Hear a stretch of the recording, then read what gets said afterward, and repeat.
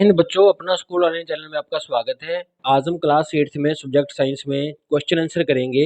Chapter है हमारा electric current and it's chemical effects. तो ये शुरू करते हैं पार्ट ए को। पार्ट ए है हमारा फिल इन द ब्लैंक्स। तो फर्स्ट क्वेश्चन है हमारे पास, मोस्ट लिक्विड्स, इनसे सभी लिक्विड्स नहीं, कुछ लिक्विड्स मोस्टली कंडक्ट करते हैं इलेक्ट्रिसिटी को, अपने बीच में से फ्लो करते हैं जब वो सोल्यूशन होते हैं किस चीज़ के, एसिड बेस एंड सॉल्ट। तो इसमें ऑप्शन क्या है, एसिड बेस और सॉल्ट।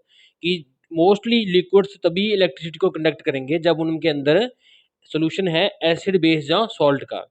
नेक्स्ट क्वेश्चन है हमारा question number 2, the concentration the dash concentration of an oil in the solution. कितना कॉन्सेंट्रेशन बी की स्ट्रॉन्ग बताना है हमने। तो ग्रेटर क्या होगा उसमें, कंडक्टिविटी ऑफ द सॉल्यूशन। तो मान लीजिए किसी लिक्विड में हम जितना ज्यादा मींस ग्रेटर, इसमें ऑप्शन क्या है, फिल इन द ब्लैंक्स है ग्रेटर। जितनी ज्यादा कॉन्सेंट्रेशन होगी आयंस की, मीन जितने ज्यादा आयंस पॉजिटिव और नेगेटिव उसमें बनेंगे, उतनी ही ज्यादा क्या है इलेक्ट्रिसिटी जो है, कंडक्टिविटी उसकी सोल्यूशन की बढ़ेगी। तो इसका आंसर है ग्रेटर। थर्ड क्वेश्चन है हमारे पास, the passage of electric current through a solution. किसी सोल्यूशन में से इलेक्ट्रिक करंट का पास होना कौन सा इफेक्ट करेगा, केमिकल इफेक्ट। उसमें क्या इफेक्ट डालेगा, केमिकल इफेक्ट्स डालेंगे उसमें। जब भी हम इलेक्ट्रिक करंट को पास करेंगे किसी सोल्यूशन में से, तो केमिकल चेंजेस होंगे। कुछ गैस बबल्स बन सकते हैं, कोई प्लेटिंग हो सकती है, कोई कलर चेंज हो सकता है, लिक्विड का आयोनाइजेशन हो सकता है। तो उसमें क्या होगा, केमिकल इफेक्ट्स होंगे। नेक्स्ट क्वेश्चन है हमारे पास question number 4, when the electric current is pass through the copper sulphate. जब कॉपर सल्फेट के सॉल्यूशन में से इलेक्ट्रिक करंट को हम पास करते हैं, तो कॉपर जो है वो डिपॉजिट हो जाती है प्लेट के ऊपर, जिसको किससे कनेक्ट किया होता है, बैटरी के नेगेटिव से। नेगेटिव मीन्स कैथोड टर्मिनल से। जब हम कैथोड टर्मिनल से कॉपर को जोड़ेंगे, कॉपर को प्योर को, तो जो इम्प्योर कॉपर होगा वो हमारे ये कैथोड की तरफ आके उस पर डिपॉजिट हो जाएगा प्योर वाली साइड में। नेक्स्ट क्वेश्चन है हमारे पास question number 5, the process in which electricity use to deposit a thin layer of the any desired metal. ऐसी प्रोसेस का नाम बताना है जिसमें इलेक्ट्रिसिटी का यूज किया जाता है डिपॉजिट करने के लिए एक पतली सी लेयर किसी डिजायर्ड मेटेलिक ऑब्जेक्ट के ऊपर। उसको कहते हैं हम इलेक्ट्रोप्लेटिंग प्रोसेस। क्या कहते हैं इसको, इलेक्ट्रोप्लेटिंग प्रोसेस। नेक्स्ट क्वेश्चन है हमारे पास है six question, faster the relative motion between the magnet and the coil. एक देखिए, कॉयल और मैग्नेट में जितना ज़्यादा फास्ट आपस में मोशन होगा, उतना ही क्या होगा, ग्रेटर करंट या है प्रोड्यूस होगा हमारे कॉयल में। तो ग्रेटर लिख सकते हैं या स्ट्रॉन्गर लिख सकते हैं, उतना ही ज़्यादा स्ट्रॉन्गर जो है करंट उसमें से फ्लो करेगा कॉयल में से। नेक्स्ट चलते हैं पार्ट बी की तरफ। पार्ट बी है हमारे पास ट्रू फॉल्स। तो फर्स्ट क्वेश्चन हमारे पास है, a solution of silver nitrate is good electrolyte. तो सिल्वर नाइट्रेट का जो सोल्यूशन है वो गुड इलेक्ट्रोलाइट है, मीन उसमें से इलेक्ट्रिसिटी फ्लो होती है, ये बिल्कुल ट्रू है। सेकंड क्वेश्चन है हमारे पास, एन इलेक्ट्रोलाइट क्या है, सेल क्या है, इलेक्ट्रोलाइट सेल जिसमें कैथोड होता है, एक टर्मिनल एनोड से जुड़ा होता है और एक इलेक्ट्रोलाइट होता है, ये बिल्कुल सही है। पॉजिटिव टर्मिनल, नेगेटिव टर्मिनल और ये इलेक्ट्रोलाइट मिलके ही इलेक्ट्रोलाइटिक सेल की फॉर्मेशन करते हैं। थर्ड क्वेश्चन है हमारे पास, ऑक्सीजन जो है एनोड के ऊपर से प्रोड्यूस होगी जब हम इलेक्ट्रोलाइसिस करेंगे वाटर की, एसिड डाल के, ये बिल्कुल ट्रू है। जब भी हम वाटर में कुछ एसिड मिला के उसमें से इलेक्ट्रिसिटी पास करेंगे, तो जो ऑक्सीजन है वो हमारा जो एनोड टर्मिनल है, जो पॉजिटिव टर्मिनल है इलेक्ट्रोड का, वहाँ से बबल्स की फॉर्म में प्रोड्यूस होनी शुरू हो जाएगी। नेक्स्ट क्वेश्चन है हमारा, इलेक्ट्रो रिफाइनिंग जो प्रोसेस है, इसमें क्या होती है, कोटिंग हो जाती है वन मेटल की अनदर मेटल के ऊपर करंट को यूज़ कर कर।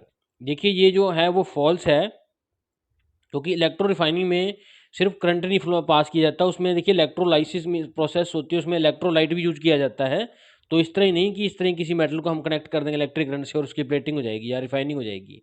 तो ये फॉल्स स्टेटमेंट कंप्लीट नहीं है।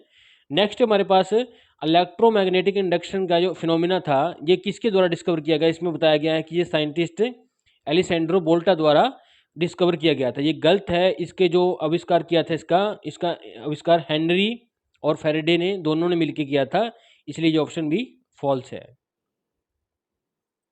करते हैं पार्ट सी। पार्ट सी हमारे पास टिक द करेक्ट ऑप्शन, हमें चार में से करेक्ट ऑप्शन को टिक करना है। तो देखिए फर्स्ट क्वेश्चन हमारे पास, नेम दिए गए हमें फोर इलेक्ट्रोलाइट्स के नेम बताए गए हैं। एक तो है सी वाटर, बी है टैप वाटर, सी है नाइट्रिक एसिड, डी है ओजैलिक एसिड। अब क्वेश्चन क्या पूछा गया है, आउट ऑफ दीज इनमें से हमने वीक इलेक्ट्रोड बताना है, वीक वाले कौन से हैं। तो देखिए हमें पता है टैप वाटर और ऑक्जेलिक एसिड जो है वो वीक इलेक्ट्रोलाइट्स है, मीन जिनमें जो इलेक्ट्रिसिटी पास करते हैं तो आयंस जो है वो कम प्रोड्यूस होते हैं एज कम्पेयर टू स्ट्रॉन्ग के केस में। तो इसमें देखिए जो ऑप्शन बी और डी है, यहाँ भी दिए बी में, ये सही है। तो फर्स्ट का जो सही आंसर है वो B, means B and D are the weak electrolytes.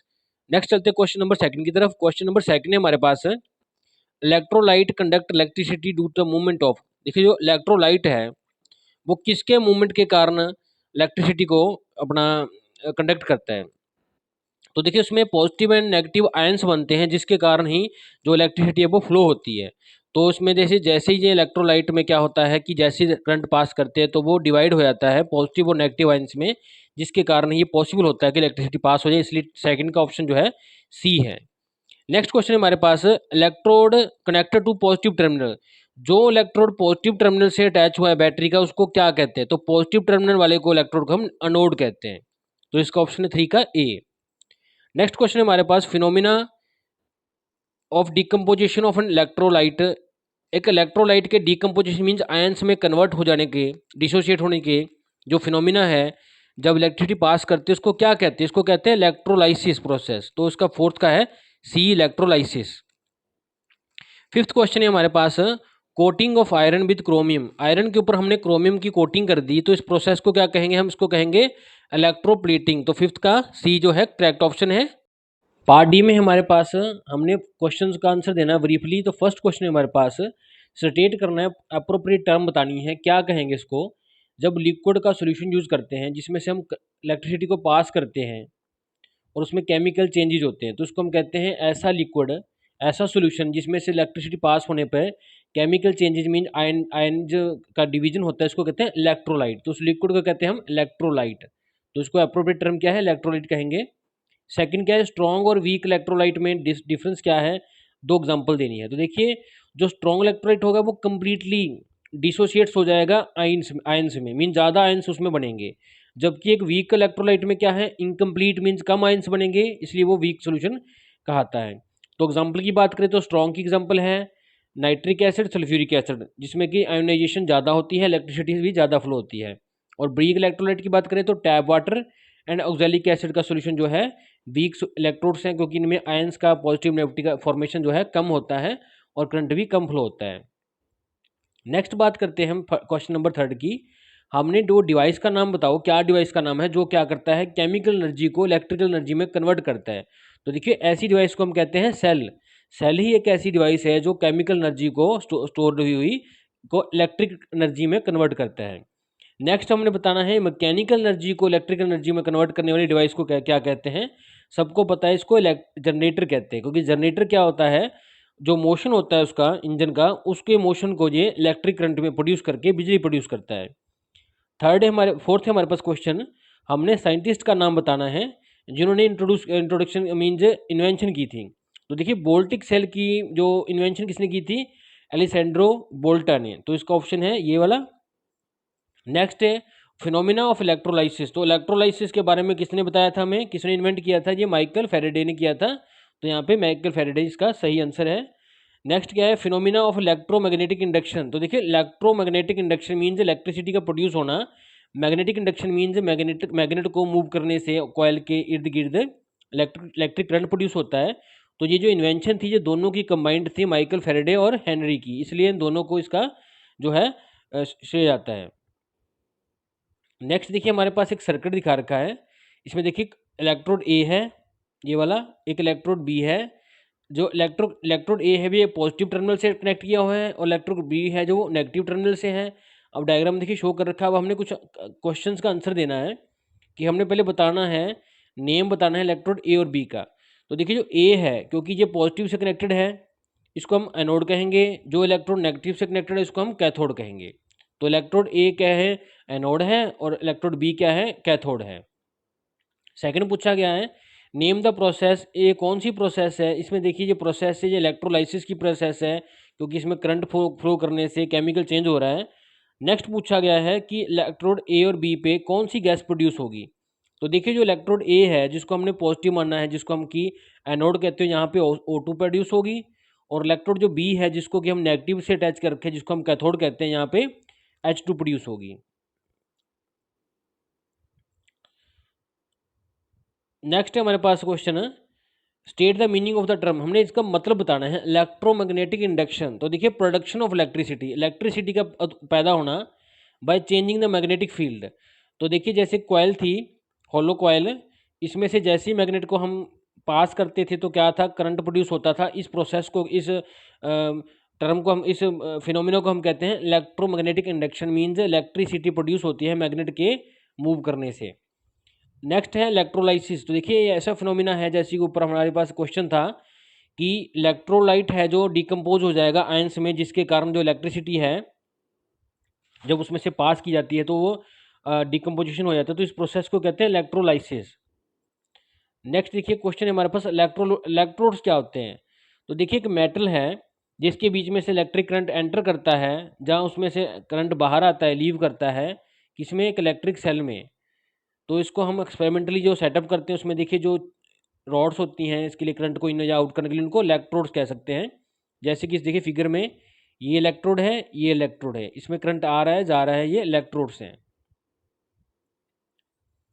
Next बात करते हैं इसमें इलेक्ट्रोप्लेटिंग और इलेक्ट्रो रिफाइनिंग ऑफ मेटल्स। तो देखिए प्योर मेटल को ऑब्टेन करना है इम्प्योर मेटल से, किस प्रोसेस के द्वारा, इलेक्ट्रोलाइसिस प्रोसेस द्वारा, तो इसको कहते हैं इलेक्ट्रो रिफाइनिंग।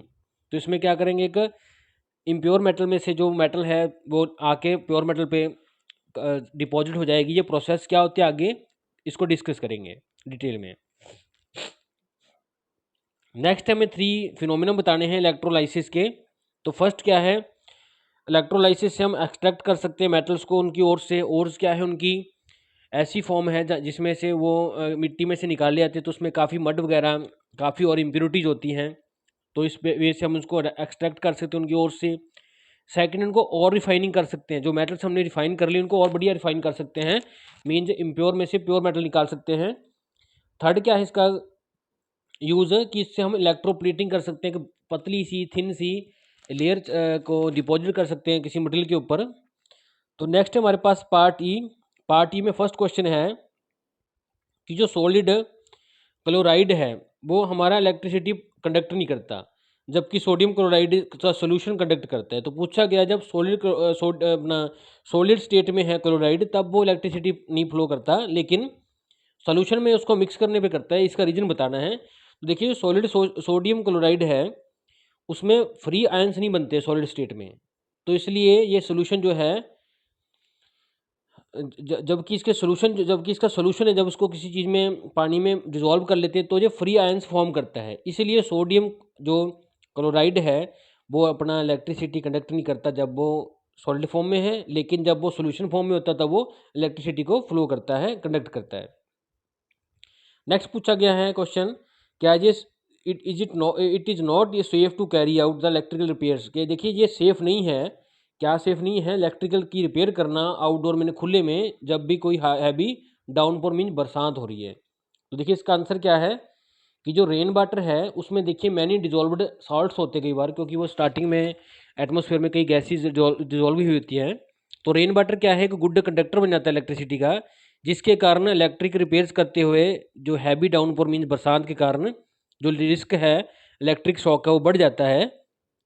तो इसलिए ये सेफ़ नहीं होता कि हम इलेक्ट्रिकल रिपेयर करें ड्यूरिंग द हैवी डाउनपोर, ज़्यादा बरसात के समय पे इलेक्ट्रिकल रिपेयर करना खतरनाक होता है। सेकंड क्वेश्चन है हमारे पास, to carry out the electrolysis of water, water की इलेक्ट्रोलाइसिस करने के लिए, कि वाटर को आयंस में डिवाइड करने के लिए कुछ ड्रॉप्स सल्फ्यूरिक एसिड के उसमें ऐड किए जाते हैं, इसके ऊपर हमने बताना है रीज़न। तो देखिए ऐड करने से few drops of sulphuric acid जो वाटर है वो ज़्यादा मोर कंडक्टिव बन जाता है। तो जैसे हम फ्यू सल्फ्यूरिक एसिड उसमें डालते हैं केयरफुली वाटर में, तो इसमें देखिए जो इलेक्ट्रोलाइसिस प्रोसेस है वो वाटर की होनी शुरू हो जाती है, उसमें आयन फॉर्मेशन होना शुरू हो जाता है। नेक्स्ट क्वेश्चन हमारे पास है, kitchen gas burners are often coated with chromium, kitchen gas burners को क्रोमियम से कोट किया जाता है, रीजन बताना है। देखिए जो कोट होता है क्रोमियम का उससे क्या है, उसकी क्रोजन जो है वो खत्म हो जाती है, क्रोजन जो है नहीं होती गैस बर्नर की, इसलिए किचन गैस बर्नर्स को हम मोस्टली क्रोमियम से कोटिंग करते हैं। नेक्स्ट क्वेश्चन हमारे पास है, हमारे पास सेटअप दिखा रखे 3 सेटअप ए बी और सी। देखियो इसमें क्या है, सेटअप ए है, बी है, सी है। तो ए सेटअप में क्या है, तीनों में हमने बल्ब कनेक्ट कर रखे हैं, अब ए में क्या है, सोडियम क्लोराइड सोल्यूशन है, बी में एसिटिक एसिड है, सी में डिस्टिल्ड वाटर है। तो हमने आंसर देना है कि किस सेटअप में बल्ब जो है ज़्यादा ब्राइटेस्ट अपना ग्लो होएगा। तो देखिए सेटअप ए में होगा, क्योंकि सेटअप ए में सोडियम क्लोराइड है, क्योंकि इसमें आयनाइजेशन ज़्यादा होगी, आयंस फॉर्मेशन ज़्यादा होगी और करंट ज़्यादा फ्लो होगा, जिसके कारण जो बल्ब है वो ज़्यादा ग्लो करेगा। और नेक्स्ट पूछा है किस सेटअप में ब्लो जो है डिम होगा। तो देखिए जो सेटअप बी है हमारा, इसमें जो बल्ब है वो डिम होगा, क्योंकि इसमें एसिटिक एसिड है, जिसके कारण इसमें आयंस का फॉर्मेशन बहुत कम होगा, जिसके कारण करंट कम फ्लो होने से बल्ब जो है डिम ग्लो होगा। नेक्स्ट क्वेश्चन है हमारे पास थर्ड सी, किस सेटअप में बल्ब नहीं ग्लो करेगा एट ऑल। तो देखिए ये इसका आंसर है सेटअप थ्री, क्योंकि सेटअप थ्री में हमारा डिस्टिल्ड वाटर यूज किया गया है और डिस्टिल्ड वाटर में आयंस नहीं बनते, इसलिए यहाँ से कोई भी इलेक्ट्रिसिटी फ्लो नहीं होगी, तो ये बल्ब नहीं जलेगा। तो कहने का मतलब फर्स्ट सेटअप में बल्ब ज़्यादा ग्लो करेगा, सबसे ज़्यादा, क्योंकि इसमें जो सोल्यूशन है वो सोडियम क्लोराइड है, जो कि सबसे ज़्यादा आयंस बनाएगा, जिसके कारण इलेक्ट्रिसिटी ज़्यादा फ्लो होगी। और सेकंड सेटअप में एसिटिक एसिड है, क्योंकि ये वीक इलेक्ट्रोलाइट है, इसमें इलेक्ट्रिसिटी इसलिए कम फ्लो होगी, लेकिन फ्लो होगी। लेकिन जो सी सेटअप है इसमें अपना डिस्टिल्ड वाटर है, इसमें इलेक्ट्रिसिटी बिल्कुल नहीं फ्लो होती, क्योंकि इसमें आयनाइजेशन नहीं होती, इसकी डिकम्पोजिशन नहीं होती, इसलिए इसमें बल्ब जो है वो ग्लो नहीं करेगा। नेक्स्ट है हमारे पास क्वेश्चन नंबर 3 कि रमित ने एक सेटअप किया है इलेक्ट्रिक सर्किट, जैसे कि दिखाया गया है, किसको प्योरीफाई करने के लिए, कॉपर को। तो इसमें पूछा गया है कोई नेम बताना है मेटल्स का जो यूज की जाएंगी इलेक्ट्रोड ए और बी के लिए। तो देखिए ये ए जो है ये है प्लस, तो इसको कहते हैं एनोड, और नेगेटिव को कहते हैं आप कैथोड।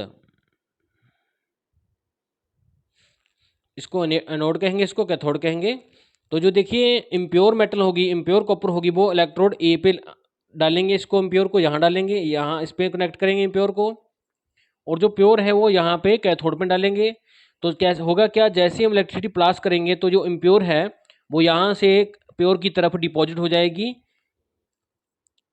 तो इसमें पूछा गया नेक्स्ट कि नेम द प्रोसेस, इस प्रोसेस को क्या कहते हैं, हम इलेक्ट्रो रिफाइनिंग, क्योंकि इम्प्योर वाली को हम प्योर पे डिपॉजिट कर रहे हैं, तो ये प्रोसेस क्या है, इलेक्ट्रो रिफाइनिंग, हम मेटल को रिफाइन कर रहे हैं इस प्रोसेस में। थर्ड क्या पूछा गया, नेम द सोल्यूशन, सोल्यूशन का नाम बताइए। ये सोल्यूशन जो है जो कॉपर सल्फाइड का सोल्यूशन होगा, क्योंकि कॉपर सल्फाइड के सोल्यूशन में ही, इलेक्ट्रोलाइट में ही, ये कॉपर जो है इम्प्योर से प्योर की तरफ डिपॉजिट होता है, अदरवाइज नहीं होता। नेक्स्ट पूछा गया है हमारे पास इसमें क्वेश्चन नंबर 4 कि इलेक्ट्रोप्लेटिंग बताना है। इलेक्ट्रोप्लेटिंग क्या है, मीन्स थिक लेयर को चढ़ाने को क्या कहते हैं, क्या प्रोसेस है, और स्टील स्पून को हम कैसे प्लेटिंग करते हैं सिल्वर के साथ, डायग्राम से हमने इसको एक्सप्लेन करना है। तो पहले जान देते हैं कि इलेक्ट्रोप्लेटिंग क्या है।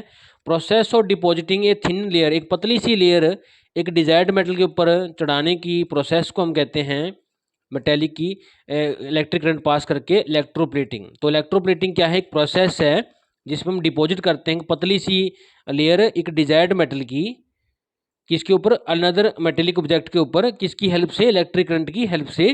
तो इस प्रोसेस को कहते हैं इलेक्ट्रोप्लेटिंग। तो अब इसमें बताया गया कि स्टील स्पून को कैसे हम इलेक्ट्रोप्लेटिंग करते हैं। तो देखिए जो स्टील स्पून है वो नेगेटिव से अटैच्ड है, और जो सिल्वर है वो पॉजिटिव टर्मिनल से बैटरी के अटैच्ड है, इसलिए इसको एनोड कहते हैं। तो जैसे ही देखिए इसमें जो सोल्यूशन है वो अर्जेंटा साइनाइड सोल्यूशन है, जो इलेक्ट्रोलाइट के तौर पे यूज़ कर रहे हैं।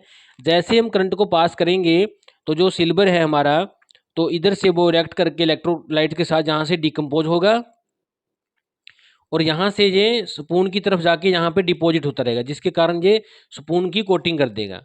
तो देखिए इसमें जैसे बता रखा है, ये प्लेट जो है प्योर सिल्वर की एनोड बनाई गई है ये वाली, और वाइल जो स्टील स्पून है इसको कैथोड बनाया गया, मीन नेगेटिव से ज्वाइन किया गया है। तो जैसे ही इलेक्ट्रिक करंट पास करेंगे, जो प्योर सिल्वर है वो एनोड से डिजोल्व होकर डिसोसिएट होकर क्या होगा, कैथोड की तरफ डिपॉजिट हो जाएगा, और इस तरह से जो कोटिंग है वो स्पून की हो जाएगी सिल्वर के साथ। नेक्स्ट पूछा गया हमें state 3 uses of electroplating, electroplated के क्या यूज हैं।